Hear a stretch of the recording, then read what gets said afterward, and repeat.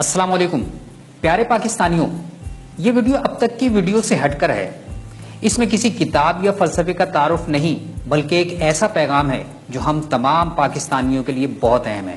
معاش کسی بھی ملک کی ترقی اور مضبوطی میں ریڑھ کی ہڈی کی حیثیت رکھتا ہے۔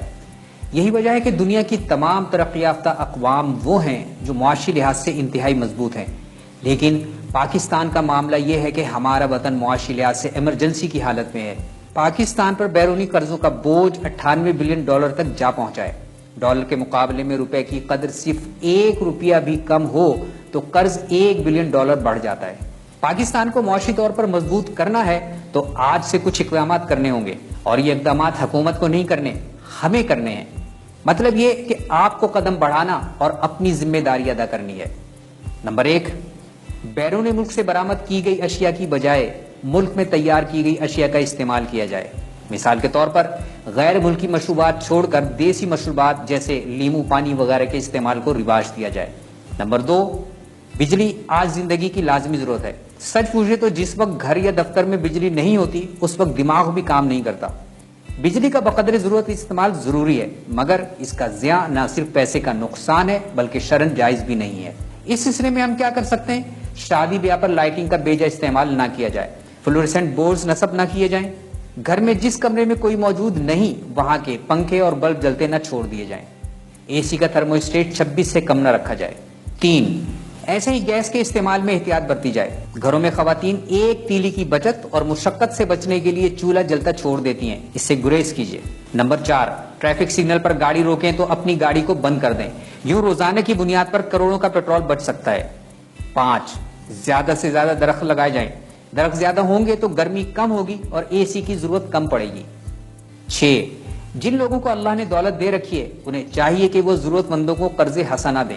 جب لوگ دوسروں کی مدد کریں گے تو نئے نوٹ کم چھاپنے کی ضرورت ہوگی اور پاکستانی کرنسی کی قدر بھی کم گھٹے گی، ضرورت مند کی ضرورت پوری ہوگی اور دولت مندوں کی دولت میں برکت۔ 7، جن افراد پر زکوٰۃ فرض ہے وہ اپنی زکوٰۃ ایسے کاموں میں لگائیں جس سے روزگار کے مواقع پیدا ہوں، نہ کہ مانگنے کی حوصلہ افزائی۔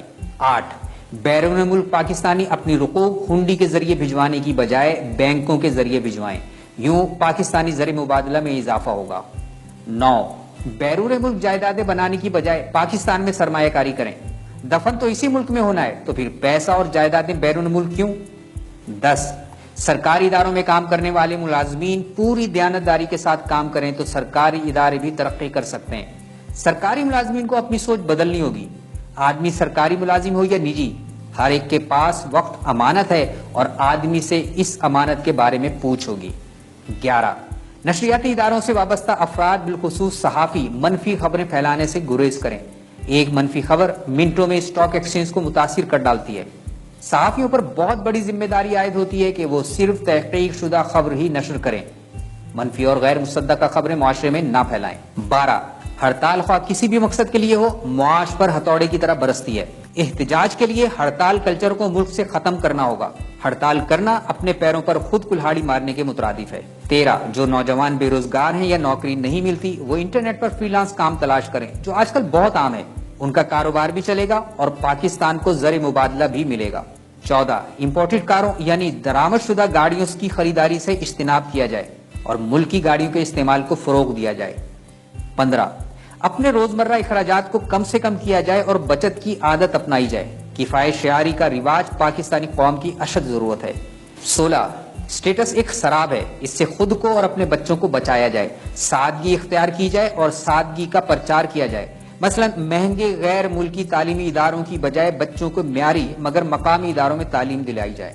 17، سائیکل کی سواری کو عام کیا جائے، اس سے پیٹرول کی بچت، صحت مند زندگی کی ضمانت، دواؤں کے خرچ سے نجات جیسے بہت سے فوائد ملتے ہیں۔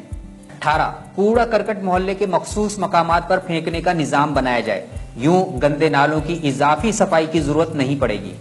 19، چھٹی کے دن تفریح، سیر سپاٹے یا ہوٹلوں میں کھانے کا رواج ختم کیا جائے، اس کی بجائے پارکوں میں وقت گزارنے سے صحت بھی بہتر اور پیسے کی بچت بھی۔ 20، جو لوگ چھٹیاں گزارنے بیرون ملک جاتے ہیں وہ پاکستان کے سیاحتی علاقوں میں گھومنے جائیں۔ ہم پاکستانی جب ٹورزم کو فروغ دیں گے تو اول پاکستان کے بارے میں منفی تاثر دور ہوگا اور دوسرے غیر ملکی سیاح بھی پاکستان آئیں گے۔ 21، کیمیائی کھادوں کی بجائے نامیاتی کھادوں کا استعمال کیا جائے تو کھادوں پر اٹھنے والا خرچ کم ہوگا اور فصلوں پر آنے والی لاگت کم ہوگی۔ سب سے بڑھ کر نامیاتی کھادوں سے تیار شدہ فصلیں بہت ہی صحت بخش ہوتی ہیں۔ اگر ہم سب مل کر ان تجاویز پر عمل کرنا شروع کر دیں تو یقیناً فوری نتیجہ تو ظاہر نہیں ہوگا، مگر اس بات کی ضمانت ضرور دی جا سکتی ہے کہ ہم پاکستان کو بہتر اور روشن ریاست بنانے کے قابل ہو جائیں گے۔ یوں ہم اور پھر ہماری نسلیں کہیں بہتر زندگی گزارنے کے قابل ہو سکیں گی۔ جی عزیز پاکستانیوں، اب آپ کی باری ہے۔